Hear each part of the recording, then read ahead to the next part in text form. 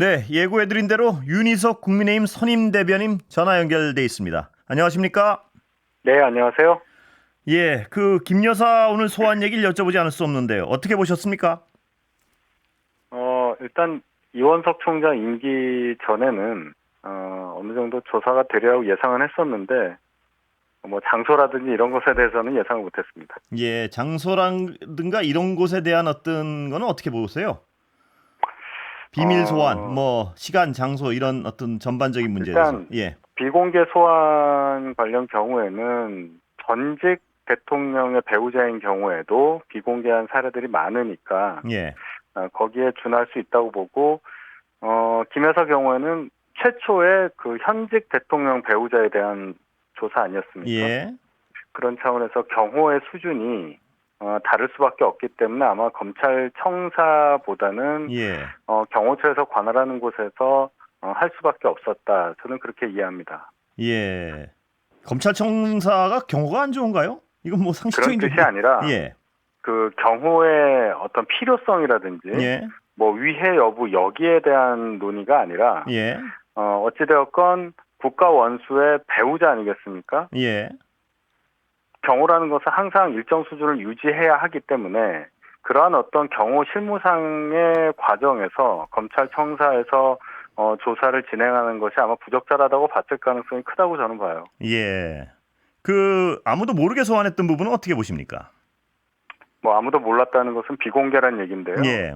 그동안 뭐 권양숙 여사라든지 전직 대통령의 배우자에 대해서도 비공개로 조사한 경우가 있으니까 그에 준해서 이해하면 되지 않을까 봅니다. 예. 그런데 문제는 말입니다. 이원석 총장, 그러니까 이 친윤 검사로 알려주셨고, 그다음에 강골 검사라고 알려진 분도 아니지 않습니까? 그런데 이런 분이 자신의 조직인 검찰에서 수사한 사안을 가지고 이래가지고 국민들이 어떻게 믿을 수 있겠냐? 또 그 수사에 대해서 졸렬한 행태라는 어떤 말까지 썼습니다.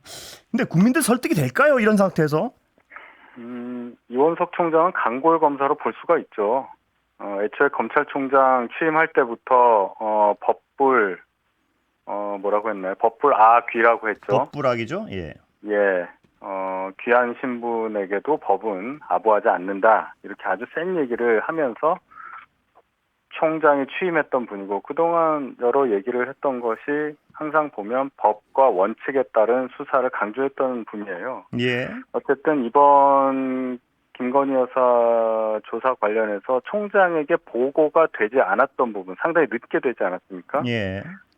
수사 지휘권이 있느냐 여부냐, 없느냐 여부는 차치하더라도 서울중앙지검장이 보고 자체를 검찰총장한테 하지 않은 채 이 조사를 진행했던 부분에 대해서는 지적할 수 있는 부분이 많고 거기에 따라서 이원석 총장이 반응한 것이라고 저는 생각합니다. 예. 그래서요. 이게 어떤 수사란 것이 수사 자체도 중요하지만 국민들을 설득할 수 있는 부분이 굉장히 중요한데 현직 검찰총장이 검찰의 수사에 대해서 이렇게 어떤 정면으로 비판을 할 때 국민들을 설득 가능하겠습니까? 이 부분을 여쭤본 겁니다. 일단 형식 면에서 보면은 어느 정도는 검찰총장이 지적한 대로 국민들이 보시기에 불편한 부분이 있을 수도 있어요. 보고 여부 때문에 그런 건데 그러나 국민을 설득시킨다는 여부에 대해서는 실체적으로 수사 결과가 어떻게 나오느냐, 그 내용이 국민들을 설득할 수 있는 수준이냐, 거기서 판단을 해야지, 그저께 있었던 수사 과정에 있어서, 소환 조사 과정에 있어서의 문제로 국민을 설득할 것이냐 여부에 대해서는 저는 판단을 유보합니다. 예. 말씀하신 대로 수사 결과가 국민들 어떤 기대치에 못 미치게 나왔을 때 특히 이런 과정 때문에 특검에 대한 요구가 더 빗발치지 않겠습니까? 어떻게 평가하십니까? 그거는 수사 결과가 발표가 된 다음에 생각해도 늦지 않을 걸로 보여요. 예. 워낙에 이 사안이 오래 끌었던 사안이고 국민적 관심이 높기 때문에 지금 모든 언론 또 국민의 관심이 집중되는 사안인데 검찰에서 어떻게 결론을 짓고 그 결론을 짓는 과정에 대한 논리적인 설명이 있을 것이라고 보거든요. 그걸 보고 판단해도 늦지 않다고 생각합니다. 그러니까 의심하는 쪽에서는요. 이런 과정과 이렇게 수사를 하는데 과연 그 수사가 결과가 제대로 나올 것이냐. 약속 대련 아니냐. 벌써부터 이런 비판이 많이 나오고 있습니다. 그 부분이 우려스러워서요. 약속대로라는 얘기는 수차 여러 정치 이벤트마다 최근에 많이 소환되는 단어인데요. 예. 그것이 한 번이라도 증명된 적 있었습니까? 이 모든 수사 마찬가지고 정치적인 사건에 대해서도 안 좋게 보려는 분들은 한없이 안 좋게 볼 수는 있는 겁니다. 그래서 예. 제가 결과 나오면 그때 가서 생각하자는 말씀을 드리는 거지, 그러한 어떠한 생각들에 대해서까지도 저희가 대응하기는 어렵다, 예. 이렇게 말씀드립니다. 결과 나오면 윤 대변인 모시고 꼭 다시 한번 인터뷰하겠습니다. 알겠습니다. 예. 자,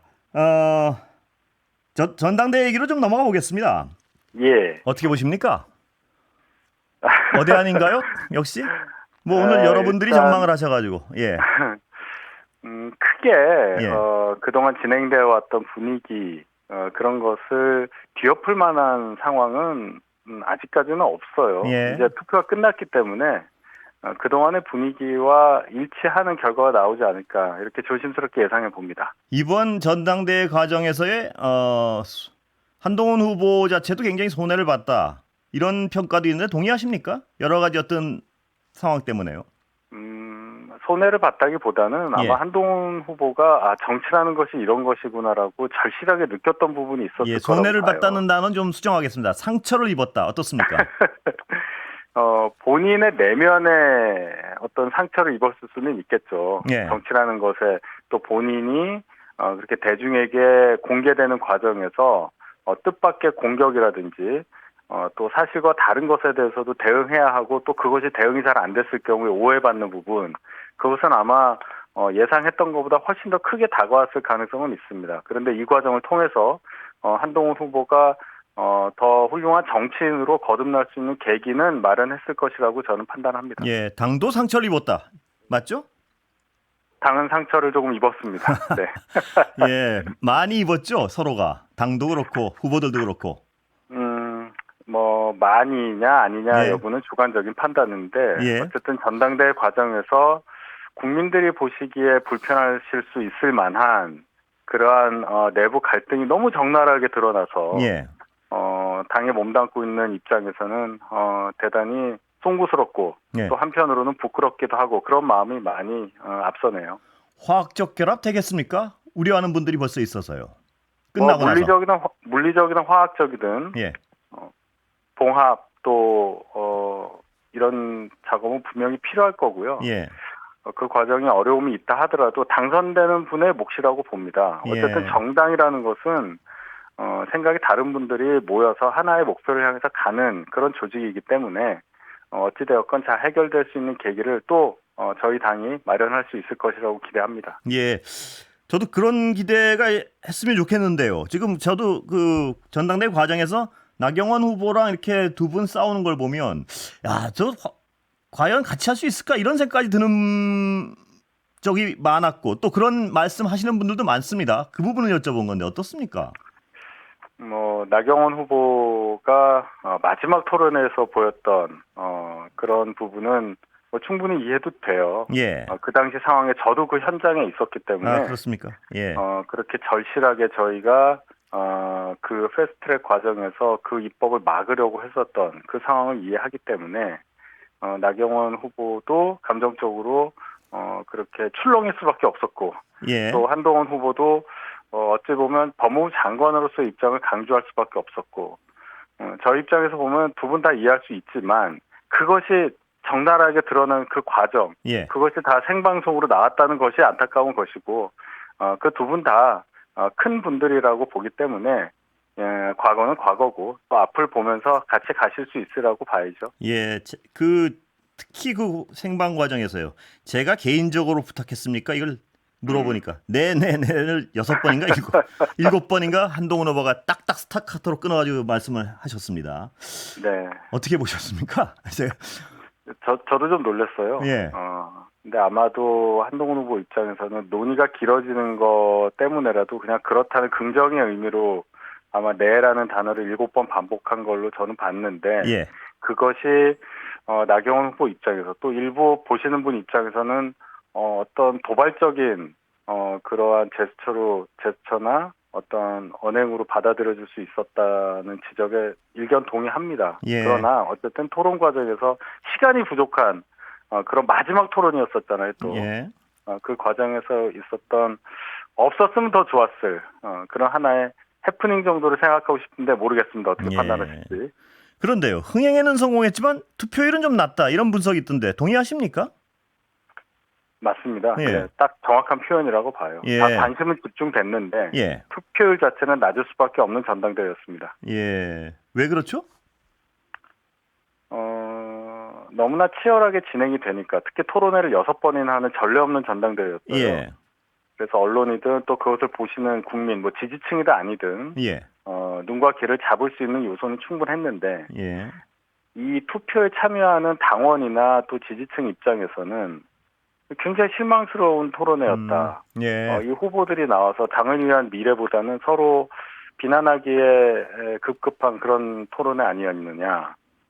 이런 어떤 판단 때문에라도 뭐 소위 말하는 실망 매물, 실망해서 투표하기가 꺼려진다. 아마 예. 이런 것들이 이번에 투표율이 저조한 이유가 아닐까 이렇게 봅니다. 근데 그런 실망이 있다면요. 누구한테 지금 불리합니까? 이 결선 투표랄까 투표에 있어서 전체적인 실망은이라면. 그거는 뭐 보시는 분에 따라 생각을 달리하실 수 있을 텐데요. 저는 누구에게 유리하다 불리하다 말할 수가 없을 걸로 봐요. 아 그래요? 예. 특정 후보를 지지하는 분이 특별히 이 상황에 대해서 이 토론회의 공방 과정을 더 불편하게 보시고 투표를 안 한다. 예. 뭐 그렇게 보기도 또 어렵지 아 않습니까? 그래요. 예. 전반적으로 다 전체적으로. 깎아먹었다 이거죠. 그러니까 표를. 저는 그렇게 봅니다. 그래서 득표율에는 큰 변화가 없다고 봐요. 예. 윤 대변인 말씀하시는 거 보면 결선 투표는 가능성 별로 없다 이렇게 들리는데 맞습니까? 제가 들은 해석이? 뭐 질문하신 걸로 그냥 가름하겠습니다. 네. 그렇게 듣겠습니다. 그러면 예. 자 그러면 이 전당대회 과정에서 갈등이 워낙 노출돼 가지고요. 끝나면 어떤 네. 야당의 공세는 더 심해질 텐데 어떻게 보십니까? 네. 예를 들면 실정법 위반 혐의가 어떤 거론된 것도 많고요. 어떻게 보세요? 어떤 범위요? 실정법 위반에 관련된 예. 예. 뭐 공소 취소라든지 그렇습니다. 예. 뭐 이런 부분 말씀하시는 거죠. 그것도 댓글팀 예. 그런 것들이 이제 뭐 의혹이 제기가 됐고 한동훈 후보를 향해서 공격이 들어왔고 또 나경원 후보도 일부 연루가 돼 있는 얘기잖아요. 예. 이것이 실체적으로 이제 확인이 돼야 뭐 사법 절차도 들어가고 할 텐데 물론 야당은 계속 공격을 하게 될 겁니다.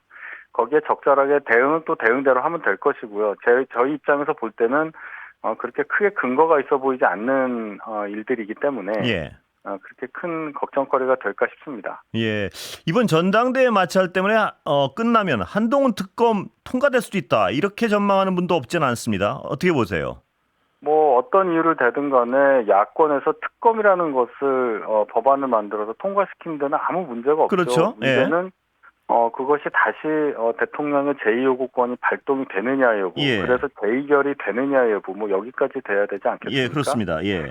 근데 지금 한동훈 후보에 대해서 특검을 하겠다는 그 사유나 어떤 그 근거가 특검을 하기에는 제가 볼 때는 대단히 박약해 보여요. 예. 그것을 법안으로까지 성안하는 과정에서 아무리 민주당이라 할지라도 예. 이거 지금 조국 대표가 많이 주장을 하는 걸로 보이는데 그렇게까지 가는 과정 글쎄 그렇게 순조롭게 갈 것 같지는 않습니다. 그런데 문제는 말입니다. 원희룡 후보 측에서요.